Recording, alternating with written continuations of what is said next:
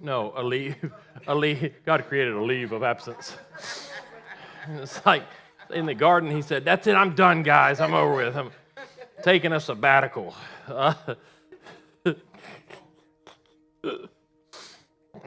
There is a belief system that thinks that, but no, that's great though. All right, so here's where we be today. By the way, it is my wife's birthday. Yeah, in case y'all didn't know, she is forever 28. Yes, ma'am. All right. Yep, them brownie points right there you just got. Huh? That's true, and I'm 27 because that's fair though because I don't remember a lot of my 20s, so I can replay them. Right? All right, is that okay? Yeah, do over. God, can we get a do over, please? Uh, you what? Do you identify as a millionaire, but nobody? Bill, the Bill people don't believe it. Uh, so, all right. Next week, I'm jumping into foundations. This will be our last Wednesday, I think, that we're doing on the churches. We do have a seventh church, the Church of Laodicea, that I'm going to do on a Sunday, like I told y'all. And God started moving me today. I was looking at what we have what we have prepared for Sunday and what we've been praying over. And in 2018 or 2019, I did this this spoken word on Barabbas. If you were here, if you weren't here, then it'll be a big surprise. But he started pushing me towards that, and there was two men in the Gospels. The whole crucifixion narrative is interrupted all of a sudden with this character named Jesus Barabbas. You had Jesus the Nazarene and Jesus Barabbas, and Pilate, trying to wash his hands of the situation, decides, I'm going to do what they do with their scapegoat, and I'm going to bring two men out. I think one's innocent, the other I know is guilty as a murderer, and he incites riots. So I can give you Jesus the Nazarene, or I can give you the murderer, Jesus Barabbas. We'll set one free, and the crowd hollers out, give us Barabbas. And it's always made me mad and upset, and it seems blasphemous and wrong and just dirty. There's Jesus, who has done nothing but heal people and help people, versus Barabbas, who's a known murderer, murders his own people. He's a zealot. If you really start to think about it, how many times do we stand on that same platform where it's us and it's Jesus and it's Pilate, and we go free? So the entire end of Easter, I think, is after weeks of preparation. I love this when it happens. Can't stand it, but I love it. I think we're changing it. We're gonna talk about Barabbas at the end. So I do think it's something that we should think on. Why did the entire crucifixion narrative get interrupted for this one small moment, this figure? And I think it's for God to show us that we're Barabbas so much in life that we're allowed to go free when he's not. He took it for us, penalty of sin, our sin, and the death. So anyway, we're gonna get into the foundations course next week. So please be here for that. Invite people. We have a sickness in American church, and it's biblical illiteracy. Really is. It happened. Sunday school started to die. And even if you try Sunday school, it's still not. It's just something that society has changed, and biblical literacy started to go down after that. So we have a lot of people that don't know why they believe what they believe at all. So what these 7 weeks is to give a basic foundation of theology proper, the study of God, not really the study of any singular thing, but the study of God proper. So give you an idea why you believe what you believe. You may find out that you've been believing different things. Who knows? And as you do dive deeper into study, there are things that will rock your faith. It just happens when we grow up, as we mature, things right. When you found out that your dad wasn't Superman, if you're a guy, you know what I mean? When you found out, he doesn't have it all together. He can make mistakes. That will rock a young man's world. Same thing as you mature and you start to read the Bible, not where he's not Superman, but you see things that you have believed your whole life just because you assumed them. We assume that Jesus was born on December 25th because that's the day we celebrate his birth. But when you dig and you study, you realize that's really probably months away from the day he was born. Believe it or not, that will rock people's theology sometimes, because we just know it because we've assumed it, we believe it. So theology proper, we'll see. It's going to be interesting. We're actually the first week one of the things we're going to jump into is Bible translations. What's the right translation? I can't wait. Oh, I can't wait. I love this. That's my favorite thing is for someone that the arguments on Facebook. Which translation do you read? The Holy One? And then I'm going to show you what a word-for-word translation would really look like from the Greek and from the Hebrew to English. And you'll understand why we have translations. When people say they want a word-for-word translation, it doesn't work that way. Phrases and things change over time. Things that made sense then make no sense now. So we're going to get into all that. But right now, we're not. We're on the Churches of Revelation as of this week. So if you watch or read the news, there's not a whole lot to feel good about right now, newsworthy. There's just not. Economic news is showing this continued downward trend. Well, unless you're a house or a vehicle, then it's a big bubble waiting to explode. That's stressful in itself. You get scared about what's going to happen to your investment account or your college account or your retirement account or your regular bank account if you have one of those still. And then you read about senseless violence and attacks that are happening all over the world and country. People are arguing and fighting in politics. There is no bipartisan anything. People are angry. There's certain news stations that we do not play in my home. We won't watch. We're not going to turn on the news on the TV. Short of actually banning them from our household, because every time you turn them on, people are angry and they're yelling and they're fighting. And I don't like to get that into my spirit, because just like any other good old country boy, I will get passionate about some politics. And I don't want to be more passionate about politics than I am God. Like football, people scream and yell at a football game, but won't worship God openly. So we want to look at where our energy goes. So some of you need to turn off cable news channels in your home. They're infecting you. They're infecting you. Because it's really hard to figure out what's true and what's right, because all the channels have their own agenda. I have yet to find one that is middle ground anywhere. Have an agenda somewhere. So, and you have economic disasters, natural disasters, terrorist attacks, Russia, Ukraine. And it's understandable that people feel a lot of stress right now.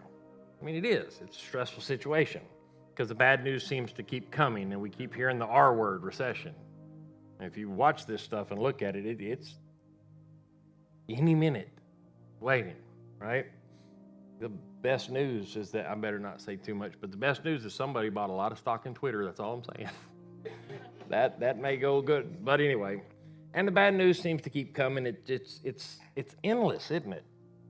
It is endless, and it all adds up to the pressure that you're already facing in your life. And something you'll notice about people is when they're pressured in several different areas at once, it seems to start to affect other areas of their life even more.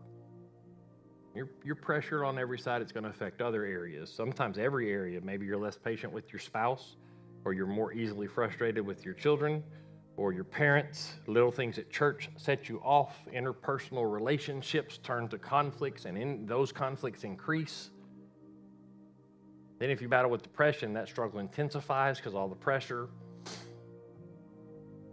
When the pressure increases, things seem shaky, they seem uncertain, people struggle. So if you're here today, things are going wrong and they seem to keep going wrong, or you're under attack from other people, or you're being falsely accused.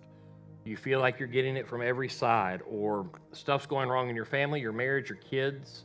Things aren't going right at your job. Things seem shaky, and it's hard for you to feel solid in anything. Then the word tonight to this church is going to be for you too. This is a word originally given to the church in Philadelphia.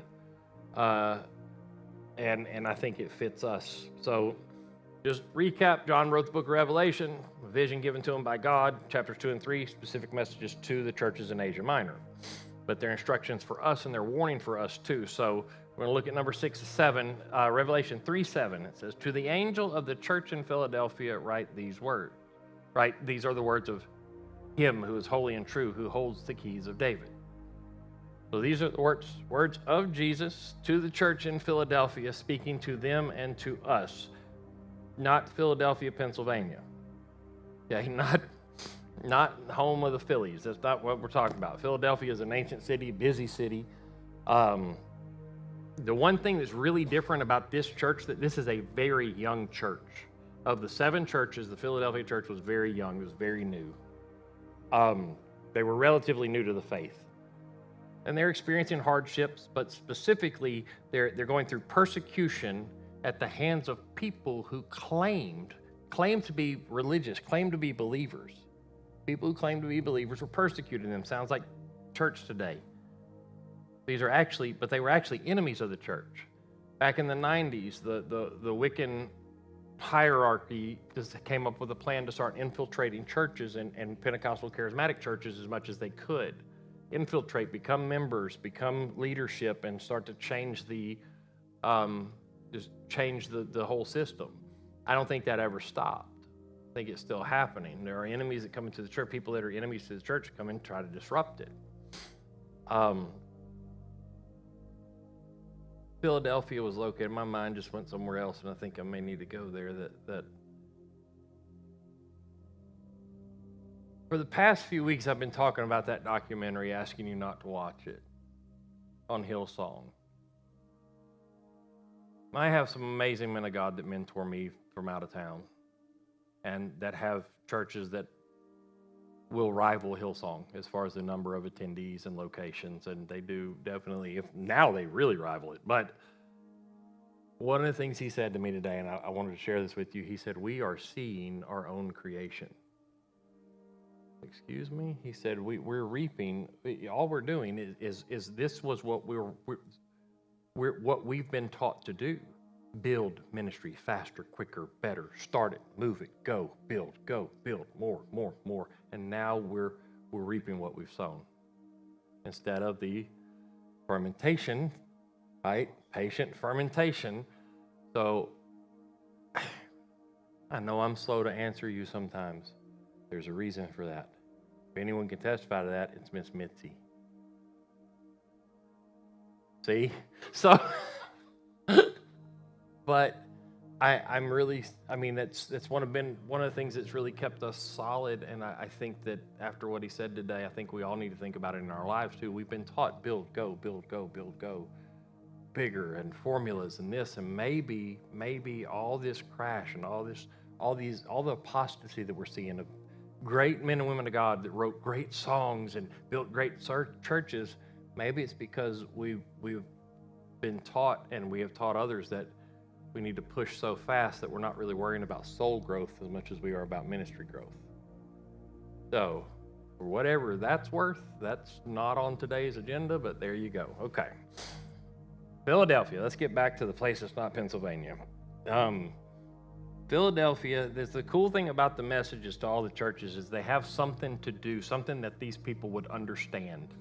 Specifically the people at that church. Philadelphia is located at the edge of a volcanic region. The church was, the city was. Which made the soil very rich and very fertile. Okay, a lot of volcanic ash, it's very fertile soil. But there's a drawback to the edge of a volcanic region, and that's earthquakes. They're subject to earthquakes, and often. In AD 17 AD, there was a powerful earthquake that hit the area. It rocked Philadelphia. And Philadelphia was really close to the epicenter of the earthquake, the main area. But they continued to experience aftershocks, frequent aftershocks, for years after the main earthquake. That's the drawback to your fertile soil there. So there's a guy named Sir William Ramsay who describes the conditions. I think I put it on a slide. It says, many of the inhabitants remained outside the city, living in huts and booths. Those who were foolhardy enough to remain in the city practiced various devices to support and strengthen the walls and houses against the reoccurring aftershocks. They should have called Charlie. He could have done that for them. The memory of this disaster lived long. People lived amid ever-threatening danger. in dread always of new disaster. I really may have to get glasses soon. Okay. Nope, I don't. I'm still, it's right there. I'm like, that last 4 words are real fuzzy. So this city's been rocked by tragedy. I mean, really, it's rocked by disaster and frequent disaster, frequent aftershocks. Think about how many houses collapsed just in aftershocks. And they're just trying to patch, they're putting Band-Aids over things. So bad things just kept happening to these people. Nothing felt solid, nothing felt secure. Every day, more bad news. People were afraid of what the next day might bring. Every day.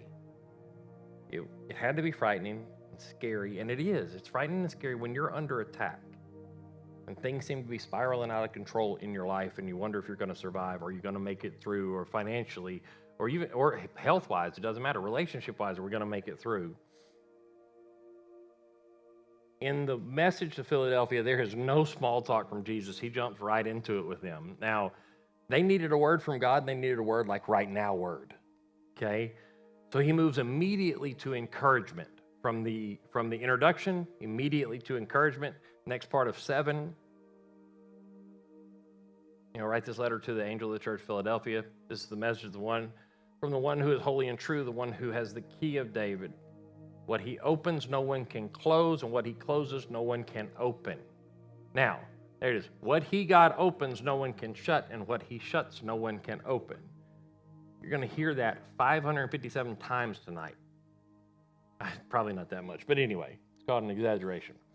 What he opens, no one can shut, and what he shuts, no one can open. I'm going to say it over and over again. No one can shut the doors to the kingdom or to blessing if God holds the doors open. No one can. Nothing can. No one can force doors open if God's holding them closed either. He's the irreversible God. I think I have that slide. He's the irreversible God. Is it lagging? Okay, so gotcha. So there's no fortune, knowing he's the irreversible God, and what he opens, no one can shut, and what he shuts, no one can open. If we know that, that means no force of nature, not the economy, not even political forces can stop God. If the wrong candidate gets elected, it can't stop the plan of God. God is in charge. I know. What he opens, no one can shut. What he shuts, no one can open. Well, if God's in charge, why do all these bad things happen? I don't get it. How could God allow all this? Well, those are tough questions, and I can give you a theological answer right away, and that is, first, the world belongs to Satan. Jesus, he's the only other person that Jesus gives the name of God to. He's the God of this world. He's the prince of this world, the God of the air of this world is what he calls him. When Jesus is taken to the pinnacle by Satan, he says, I'll give you all the kingdoms of this earth. Jesus never says they're not yours to give, because they were his to give. So that's the theological answer, that Adam was given the earth. He gave the earth to Satan. Satan now gets to rule stuff, but he's not God. Okay, he may be the prince of this world, but God is still greater than he is. So to try to answer this in a simple way without going into theology speak, if God's in charge, why do bad things happen? How does God allow this? The answer is God's ultimate plan will be accomplished no matter what. God's ultimate plan will be accomplished no matter what. His ultimate plan for this world, for America, for your life, will come to pass no matter what. Along the way, there are going to be moments in time and situations, circumstances that you don't understand that do not seem to be pointing towards or working towards God's ultimate plan. But those moments don't change God's plan. They don't seem like they're headed that way. They don't look like they're headed that way, but they're not going to change what he has planned. He's irreversible. Because what he opens, no one can shut. What he shuts, no one can open. Okay. Like we know the gospel is going to be preached throughout the entire world. We know that. There's promises of that. So what about the places where people are killed for sharing their faith, though? One of the questions. What about the countries where the church is outlawed? It appears like the door is shut. I get it. It appears like the door is shut. like God's plan isn't going to happen. But ultimately, those people will hear. It will happen. It's a promise from God. So in the end, God's plan is going to be accomplished. Simple. Not that easy to hold on to, but it's simple. The faith issue, I get it. So man tries to stop God's plan often, especially when it comes to the church and moving the church forward. In China, boy, that'll get it kicked off. China. Just want to test it. In China, Mao, Chairman Mao, huh? Did I? China.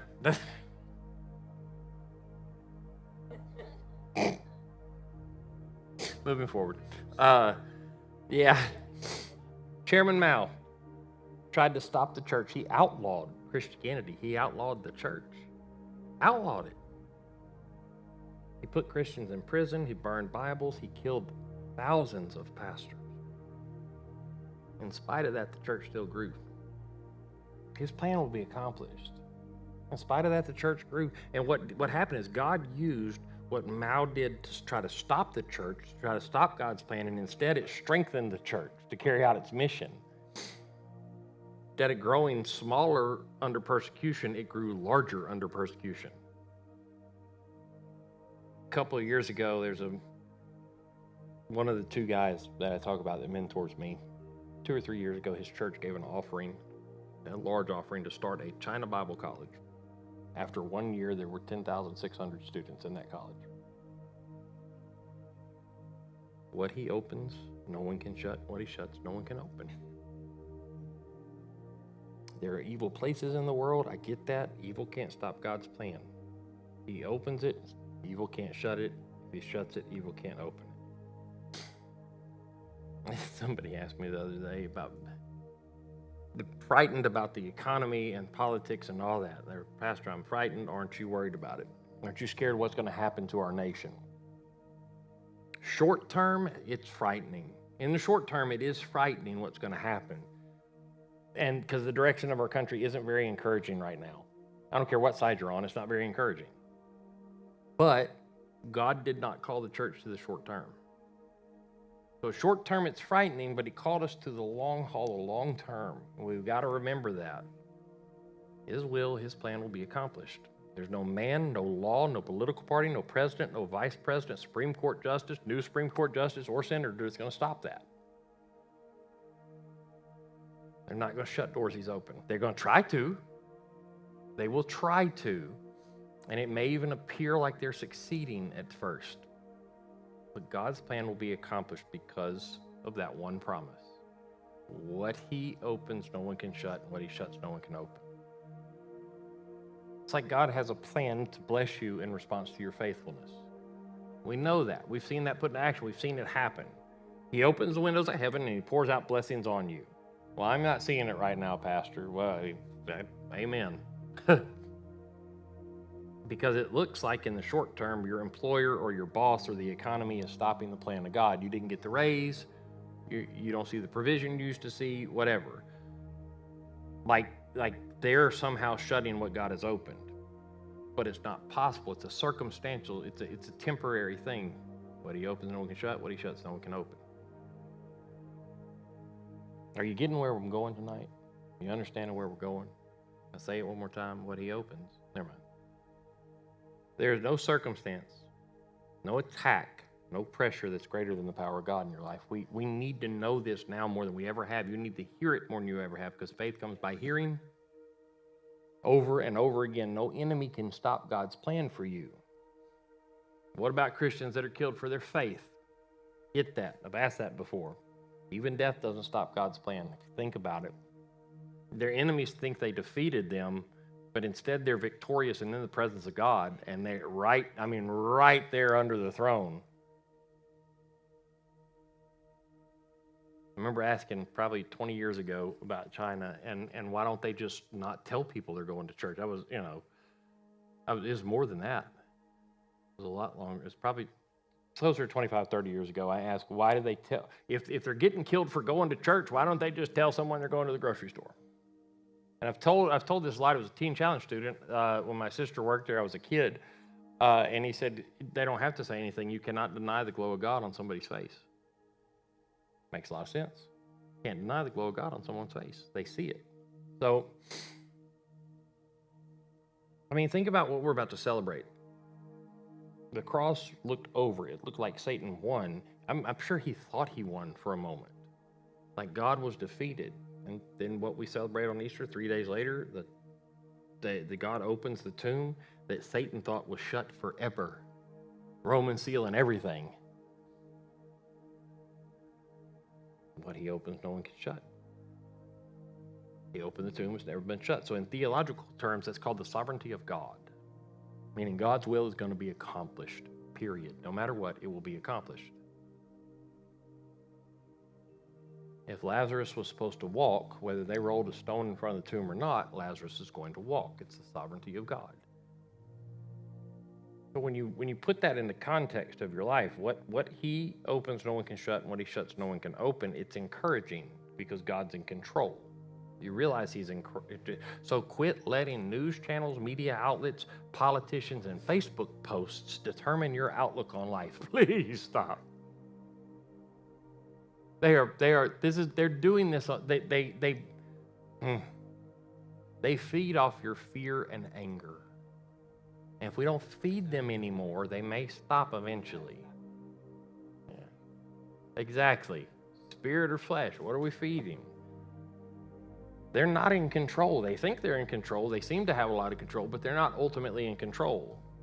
And I'll be honest with you, I am sick and tired of listening to doom and gloom Christians who believe the church has just been defeated or is on its way to defeat. On this rock I will build my church, and the foundation and the gates of hell will not prevail. So that means CNN too. Just to be safe, we'll also say Fox. But you know, I'm so glad I'm in East Texas. I know it sounds, the reason I keep repeating this over and over again, because I truly believe right now more than ever that we, the church, need to memorize these words of Jesus. We need to have them written on our wall, on our mirror, something. What he opens, no one can shut. And what he shuts, no one can open, because things are coming for you. Tell you things are shut, closed, or, you know, there's things are going to change, I think, very, very soon. If the Lord shall tarry, let's put it that way. We need to memorize these words. We need to know these. And then the message continues, verse 8. He says, I know your deeds. I'm going to stop there because that enough is scary. Jesus says, I know what you've done. Great. Of the 7 churches, though, and I told y'all this very early on, this is one of 2 that didn't receive correction from God. This is one of 2 that just didn't receive a correction. They received condemnation. They didn't get nothing condemning, nothing about changing. They were encouraged and got a word from God. So the next word is simply that, I know your deeds. And what I think God's trying to say to us, what he was trying to say to them, is I know what you've done. I know the truth behind what you've done. I know your deeds. I know your motives, is what he's saying. I know the motives behind what you've done. I don't mean that in a negative way. I mean, when people don't understand your motives, your heart behind what you did, God knows. He understands. People can accuse and they can blame, but God knows the motives behind your actions. He knows your deeds. You feel alone and forgotten, God knows your deeds. He sees you. You do not live in a vacuum. He knows what you've committed to him. He knows how much you have trusted him. He knows your deeds, and he's not fooled by what other people say or think about you. And just in case they forgot, in verse 8, he continues, and he says it again. See, I have placed before you an open door that no one can shut. I mean, one sentence later, he reminds them, can anyone stop God? No. If he opens it, no one can shut it. If he shuts it, no one can open it. So what God opens, no man can shut. So who can shut a door that's been opened by God? No one but God. But I think it is important that we understand that they can be shut. If he's the only person that he can shut a door. But what happens is so many times we blame Satan or circumstances for a closed door. So we need to be careful with that, because if we believe that what he opens no one can shut, what he shuts no one can open, and God opened a door for us that's now been closed off, it can't be Satan that did it. We need to be careful giving him credit for something that the sovereignty of God did. So why do doors get closed? Why would God close doors? Why does God shut doors? A couple points. First one would be because of disobedience. Because of your disobedience, our disobedience. Disobedience to God's plan can shut that door in our lives. 8 years ago, God opened a door for me to come to Lufkin. I didn't really want to at first. Then I had to obey. Wasn't sure at first. So I could have disobeyed. And after all, it meant stepping down, losing salary, walking away from what seemed like a very thriving ministry that I shared with y'all the other day. But if I had disobeyed, that door of opportunity would have been shut to me, to us, to everything. I would have missed God's open door, therefore missing Lena, the kids, Lifegate, everything. Yes, they just let her stress on there. Kids, but Lena, and make sure we didn't. But listen, when you choose to disobey God in your finances or relationships or whatever, God will shut the door on his blessings. He can't bless rebellion. Oh, you do? You run slap into it. Like, I think, yes, that's why you start looking like a pug dog after a while. And then we used to raise boxers when I was little, and that's what they always said. They were so pretty that God run their face into a door to make them a little uglier. I never bought that. They're just goofy animals. But, okay, second reason, doors are often closed for your protection. Sometimes he closes them to protect you, but we're trying to force them open. There's times the enemy thinks we think the enemy stopped us, when in fact it's God protecting us. No man can shut the door that God's opened. Therefore, it has to be God that has moved things around. So God may shut a door to keep you from distraction, harm, or destruction. I remember telling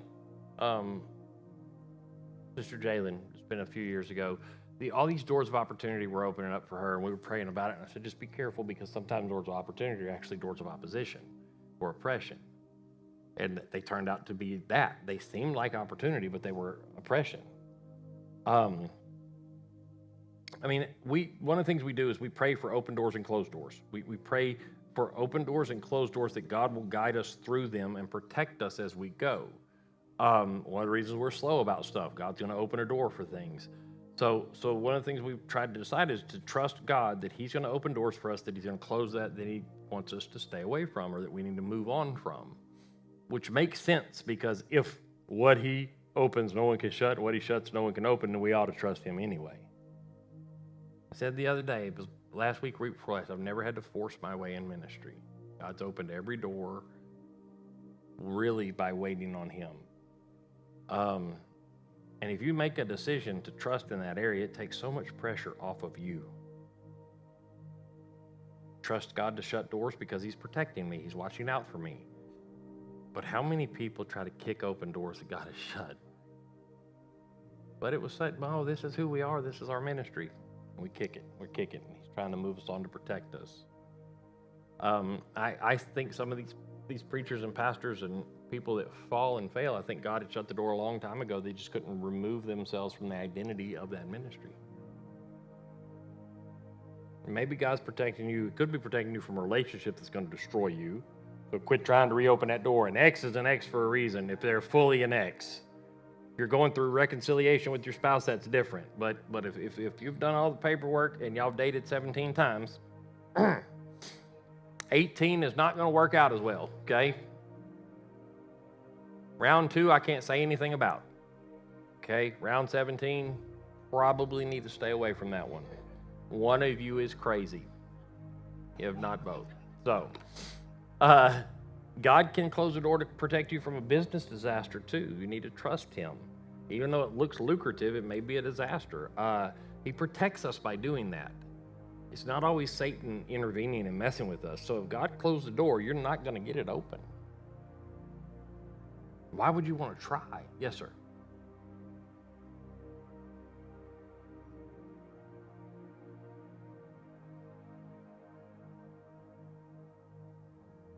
Mm-hmm. Mm-hmm. I think that's the other thing, because we're his kids, right? We're his children, and if they bug long enough, you're gonna give them what they ask for, even if it's gonna burn them. All right, go learn on your own. Here's the fork. There's the socket. There's a wall outlet. Good luck. Uh, so that was the day CPS came to Pastor's house. So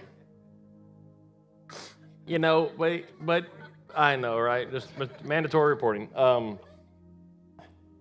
I will say this: that my generation and the generation before me are the people that we've written multiple parenting books, and I think I've said this recently, but understand our parents before us didn't raise drive-by shooters, but we wrote the books on parenting. Okay, just saying. I'm just saying. Maybe we need to go back to whooping. Anyway, we left what? We left.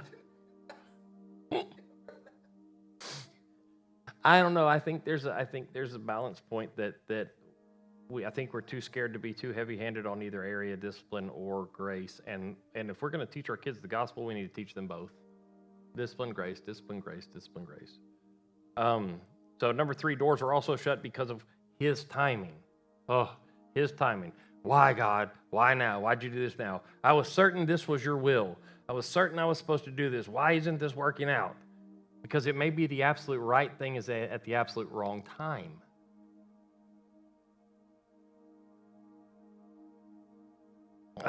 I was called. I know where I was when I was called to senior pastor. It took 10 months before we even saw or thought that was going to happen in any way. It took another 2 years for it to come to pass after that. And we weren't forcing anything. It was really, it just for 10 months we argued. It didn't do any good, but I don't think you got the right guy.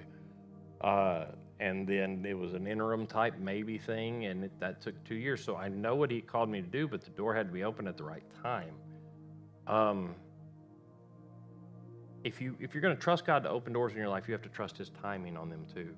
Just because he spoke it doesn't mean it's right now. Because not only does he know what's best for you, he also knows when is best for you too. So closed doors will teach you to trust him and his timing. They sting a little bit. They're not fun all the time, but they will teach you that. Now, in verse 8, the message continues, says, I know your deeds. I know that you have little strength. That tells us God not only knows your deeds, but he knows your condition too. He knows your motives and your deeds, but he knows your condition as well. He knows how much is left in your spiritual tank, in your emotional tank, in your physical tank. God knows what you've done. He knows how you're doing. Attacks have made you tired. Financial trouble wears you out. Sickness saps your strength. Then your kids struggle, and that affects you. When my kids struggle, it affects me tremendously. And God knows all of it. And I think that's awesome. People may not know what you're going through, but God knows. Some of you need to give yourself some grace for what you have gone through in the last 2 years. Really, some of you with outside ministries too, that minister outside of here, whether it's snow cones or trail life or prison or season war, stuff like that. We have just made it through the hardest 2 years of ministering to people that we've ever seen in this generation. And now that things seem to be released, it's just go, run. Give yourself some grace for what you just ministered through. We need to and trust his timing as we move back into it. He knows what's left. He knows how much that's taken. He knows you will dry up if you can't minister to people, if that's what your heart is to do. And I'm sure, y'all still got to do so. I know Mike and Jan, y'all couldn't go to the prisons forever. Trail Life could still meet, right? Yeah, because it East Texas all the way. It's but we had trouble with snow cones, thinking about doing snow cones and stuff during COVID. We didn't know what to do. They didn't know what to do either. And so it's difficult learning how to minister in a new environment with people that are scared to death, or then that use excuses to stay away. Give yourself some grace for what we just went through as we move forward into this next season. So God knows what you've gone through. He knows, I, I don't know what got into this lady that asked me, Pastor, do you ever get tired? Yeah. Do I? Yes, I do, often. I guess she assumed because I'm bouncy on Sundays that I'm bouncy all the time. I only had to do this for an hour or so, and then I can crash if I need to in my office. So it's a temporary bounce. But yes, I get tired. You just assume that I kept going. That's not possible. But God knows. God knows when I'm tired. He knows when you're tired. He knows when you're struggling. He knows when criticism has gotten you down and beaten you down. When He knows when you're ready to give up. He knows. You're not alone. You're not forgotten. You're not in a vacuum. You're not on an island facing it on your own. God knows. So, and to me, that's incredibly encouraging because that means He's aware. He's an aware God. 8, verse 8, I know that you have little strength, yet you have kept my word and have not denied my name. So he's saying, even though it's been tough, even though you're worn out, even though you're tired and you feel like you're going to lose, you've stayed obedient, you've stayed faithful, you haven't given up on me. How many people quit on God when it gets tough? I mean, think about it. That's kind of that's our go-to thing. We quit giving to God because the stock market is down. And then we quit church because we're struggling with depression, or a relationship ended, or someone in the church hurt you. Or they quit on God because of sickness or disease or disappointment, or someone they love passes away. And we looked at this a couple weeks ago, and I'm going to say it again. If you quit, you miss the reward. Remember the reward? So if it's important to you, you will find a way. You'll find a way if it's important. If it's not, you'll find an excuse. That simple. There's no reward for quitters in any race ever. I don't know, maybe now, but typically there's no reward for quitters in any race ever, including God's race. James even says that. That's what we looked at. James 1:12, blessed is the man who perseveres. Perseveres is sticking with something, and even when it's difficult. Blessed is the man who perseveres under trial, because when he stood the test of time, he'll receive the crown of life that God has promised to those who love him. Blessing comes after the persevering. Like Abraham. Abram was told, move to a land I will show you. Basically, just walk and I'll let you know when to stop. Because the next day he went. And then after God shows him where to go, he's blessed abundantly. Now all the nations on the earth are blessed through him. But the blessing came after obedience and the persevering of the trip, trials of the trip, the moving. So blessing comes after persevering, but we do not want it that way. We want it the other way. God, if you'll keep blessing me, right, I'll stay faithful. You bless me, I can persevere, but that's not the way it works. It's faithful. The faithful who stay true to God's word through difficult times receive the blessing. That's not always fun. But that's the kind of decision the church in Philadelphia made. That's those, in uncertain times, they upped their trust, which is a very good example and the right way to respond to uncertainty with faith. Don't decrease your trust, increase your trust. One of the hardest decisions we made when we're feeling a little nervous financially is to give more. Wherever we feel led to do that is to give more when we feel uncertain financially. Because for some reason that's the most tangible expression of faith our society has.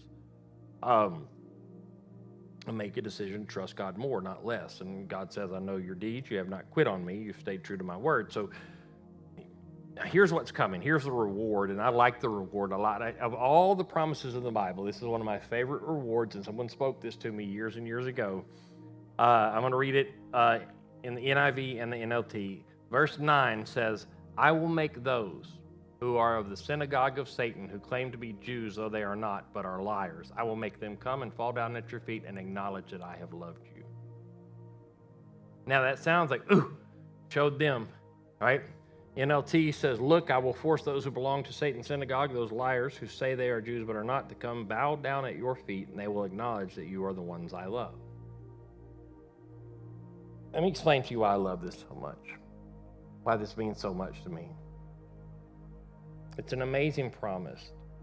What Jesus is promising here to the church in Philadelphia, that the very people, now hear this out, the very people who were currently persecuting them would come, bow down at their feet, and acknowledge that God loved them, okay? Ultimately meaning that the church would be rewarded for their faithfulness with the salvation of the very people who persecuted them. Come on, that's good. That's a promise. What's your reward for persevering? You're going to see the salvation of those who persecuted you. Of all the promises of the Bible, this is one of my favorite ones. Not to see their demise, but to see their salvation.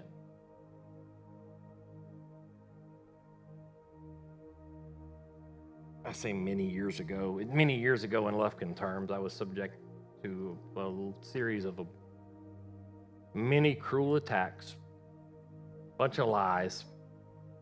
Kind of understand it goes with the job. It just does. It goes with the calling. Hurting people hurt people, and a pastor is a very easy target because he's supposed to smile and love you no matter what. And I stayed quiet through it. Nobody ever really heard a lot of it from me. I didn't address it publicly, but like anybody, it made me tired and it hurt. Made me a little angry too, to be honest with you. One day I had a friend call me up. I want to say it was a Sunday morning before church. It was the weirdest thing. He knew nothing about the situation. He said, Jeremy, I have a word from God for you. Woo-hoo. Okay, let me explain. That always makes me nervous. I get a lot of words from people, okay? Get a lot of words. And a lot of times the words don't make sense. And they don't line up with Scripture. And sometimes they just reflect someone's opinion. It's really what they're doing. So usually if someone says, I have a word from God for you, they're about to blast me. Oh, it's fun. It's great. Because you sit there and go, oh, thank you. Or you do what's called the courtesy fall. And no. Anyway, Kristen's not in here. Never mind. But really, that what happens sometimes is they're about to tell me everything that I'm doing that they think I shouldn't do, or everything I should be doing in their eyes. Now, granted, some of you have given me words that are phenomenal. I'm not talking about that. But sometimes a word from God means I'm mad at you, Pastor. And I want to give you my opinion, but I think it'll be stronger if it's God's opinion. So, and sometimes a word from God to Pastor means I'm going to leave the church and I want it to hurt as bad as it possibly can. So anyway, I'm instantly on guard. I was like, oh, great, yeah, yep, all right. And then instead of giving me opinions, my godly friend read scriptures to me. All he did was read scriptures. And one of them was this. And it was truly a word from God. I've had someone do that I didn't understand before. This church was in a lot of trouble when I first moved here. A lot was going on, and a young girl, very, very young girl, teenage girl, was sent in by her family to read scriptures to the pastor, and I was in there for it, and they were marked out as very, but it really was a word from God. You can't argue with it either way, whether it was put together or not. But anyway, he read these different passages, and emotions began to well up in me, and things start to just happen spiritually. And when he was done, that was it. He said, "That's what God wants to say to you today." Okay. I love you, and I'm praying for you. I'll talk to you later. And it encouraged me tremendously. So since then, since that day, years and years ago, on that walkway right there between this building and the gym building is where I was. This passage to the church of Philadelphia has meant a lot to me since that day. It's been very special to me. And I want to encourage you with it today, because the very people who are persecuting and coming against you one day will bow down and acknowledge the love of God with you. That is awesome, and goes against every human emotion we have. They're going to come one day and bow down. We're going to step on their necks. No, they're going to acknowledge that. What do you do? What do you do when your enemy or your bully or whatever comes in and acknowledges God's love and reaches for salvation? You pray with them and you rejoice with them. 9 and 10, I will make those who are of the synagogue of Satan, who claim to be Jews, though they are not, but liars. I will make them come and fall down at your feet and acknowledge that I have loved you. Since you have kept my command to endure patiently, I will also keep you from the hour of trial that is going to come upon the whole world to test those who live on the earth. Now, I don't want to get off track here as we finish up. I don't want to start any prophecy arguments. I mean, maybe I do, but no, I don't want to start any prophecy arguments. But since this is in the message, I do want to take a second to explain it. There are views on the rapture, multiple views on the rapture, Jesus taking believers to heaven. Okay, some believe that we're going to endure what's called the tribulation, that we're going to have to endure that. We have to live through the whole thing. Others believe we're going to live through part of it, and still others believe we're going to be delivered from the tribulation, raptured before the tribulation, that God's going to judge the earth with tribulation, but not his saints. Okay? Post-trib, mid-trib, or pre-trib. This is one of the key verses that supports pre-tribulation rapture. One of many, but it's one of the key verses. And I could take 10 or 15 minutes one day. I will do this. Tell you what, I'll take 10 or 15 minutes one Wednesday, and I will break down the Greek of this verse, and you will see how strongly it points to pre-tribulation rapture.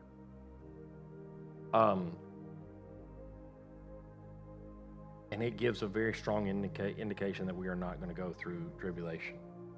And it takes us from there all the way to Isaiah, where God has wrath.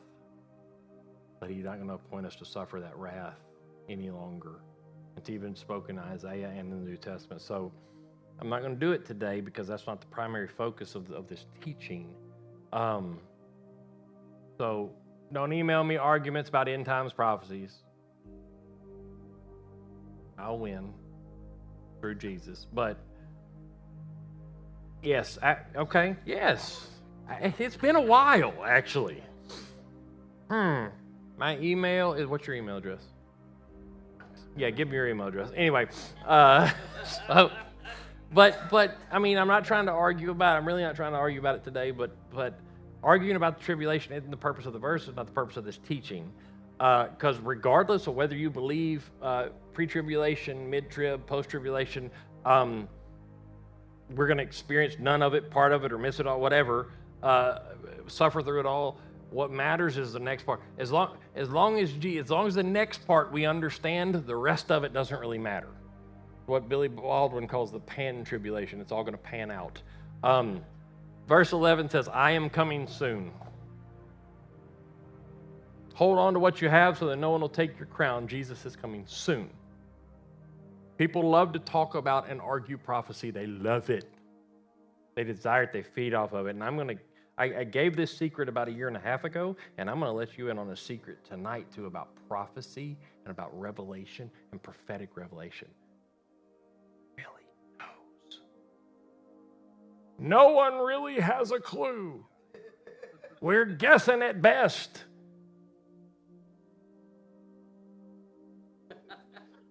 That's it. We're all guessing. So, yes. We're guessing at what stuff means in order to sell more books. I read, at the time, when I started here, I'd read 7 different books on Revelation. They all said something different. So when we did our study and our teaching on it, we took it verse by verse, as literal as possible, cross-examined it, and really when you take it literal and you cross-reference things, it makes a whole lot of sense. But they're guessing, because only God really knows what's all coming to pass, right? But this is the single most important prophecy in the entire book of Revelation, is that right there. It's the central message of the entire book. Jesus is coming soon. That is the one thing I can tell you that we know that's accurate. He's coming suddenly. He's coming soon. We don't even have to look at the Greek. We don't even have to study it. We know that's what it means. It means he's coming soon. That's it. So I want to live with that knowledge, okay, and live in such a way that I hold on to what I have, which is my relationship and my faith in God. And that's it, right? Hard times will be done. Jesus is coming soon. Sickness will no longer affect me. Jesus is coming soon. Persecution is not going to matter anymore. Jesus is coming soon. If laws change, Jesus is coming soon. Regardless of government sanctions or the lack of, or what the government allows or permits or forbids, Jesus is coming soon. Because what he opens, no one can shut, and what he shuts, no one can open. There's a really good advice. It's live like he's coming tomorrow, but work like you have a lifetime. Live like he's coming tomorrow, but work like you have a lifetime. Live like he is going to be here tomorrow. The one prophetic statement I can give you, that a biblical theological statement that I know is true, is we're closer today than we were yesterday. And I that's the one, So, and we have the study. I'll do the study on Revelation again. We'll probably, as we pick up from here and do the foundation teachings, we may go into Revelation, because it is a good study at the literal look of Revelation. So you don't get okey doke by some Yahoo on Facebook telling you that your Social Security card is now the new mark of the beast or something like that. You're not going to be tricked into it. Anyway, so God said to the church of Philadelphia, and something he's saying to us tonight is, don't give up, don't give in. It may seem difficult, but it's not going to last much longer. I'm coming soon. And I am afraid we have lost sight of that in the church. I really do. I think we have. I think we're so concerned about what happens here that we've forgotten we're not going to be here forever. So, I don't know how old the song is. To me, it's an old song. This is not our home. We're only passing through. Jesus is coming soon. I think that's something we should celebrate. We should hold on to. We should be bringing it up in church. It should guide our lives. It should influence everything that we do. He is coming soon. It's going to be a suddenly moment. But now he finishes the message to the church of Philadelphia, verse 12. Him who overcomes, I will make a pillar in the temple of my God. Never again will he leave it. Well, a pillar is something that's stable, it's permanent, and it's immovable. To people in a volcanic region going through earthquakes all the time, trying to reinforce their house, they're used to fleeing the city constantly because of earthquakes and enemies. It's a very important promise that goes in context with what their lives were.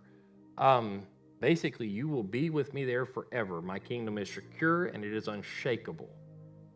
And he goes on in 12 to say this. He says, I will write on him the name of my God, the name of the city of my God, the New Jerusalem, which is coming down out of heaven from my God, and I will also write on him my new name. In other words, you're mine, you belong to me, is what he's saying. And that's part of a fundamental truth that we hold on to, that after the judgment, after the tribulation, after all of that comes, after the judgment of Satan and him being cast in with all the demons, then, and the destruction of everything we know, then the new heavens and new earth descend. One of the cool things about Revelation, he doesn't recreate the sun. He is the light. It's so cool over the New Jerusalem and the new heavens. He is the brightness. There's no creation of the sun again. And I think that's awesome. He is the light that will be everywhere. So just don't mess up this time, Kristen. Whenever we get to that New Jerusalem, we don't need no Adam and Eve situation. Don't eat no fruit. Because you'll take it and talk back. Okay, that's fine. Because that's what I pay you to do. Good crisp apple. No apples. You have eternal citizenship in heaven. And the cool thing about heaven, and Revelation tells us, is we're going to see him as he actually is. We have not yet, right? Whatever we know of him now is going to pale in comparison to what we find out there. The moment we see him, God says, when you're faithful and loyal, you're obedient to me, in the testing times and the hard times, I will pour out my blessings on you. I will open the doors of opportunity, and one day you'll be with me in heaven, because Jesus is coming soon. What he opens, no one can shut. What he shuts, no one can open. I think we need to hold on to that more than we ever have before. I think we're about to hit some difficult stuff. We watched this. Remember 2008? We had a bad issue, 2008. We had a minor recessionary type thing back in the 14, 15 or so, I think, 16. And then everybody started teaching on the Shemitah. Anyway, don't fall for that. Huh? Yeah, that's one of the ships. The Shemitah is one of the ships that Columbus came on. But understand there are promises for Israel that are made for Israel. We did not replace them because of Christianity. It's called replacement theology, and it's very, very nasty. But some of you have retirements, 401ks, things in the stock market, stuff like that I know there's concern, and I get it, concern. I think we should plan for the future and things like that, but ultimately God is in control. Remember that. Now, don't be ignorant with stuff and like, okay, I'm going to go put it in something I know is going to bomb because God's in control. That's not what we're trying to do. But ultimately, God's in control, so He has given you wisdom and common sense. But some of you, He's given wisdom and common sense. I don't know. Mine, I didn't get the common part. I just got sense. He left out half of it. But use that wisdom. Use that common sense. Put it to work right now. Pay attention to what's happening. Protect yourself, but ultimately He's in control. And go ahead and cut us off that, please. I think, huh? Good night.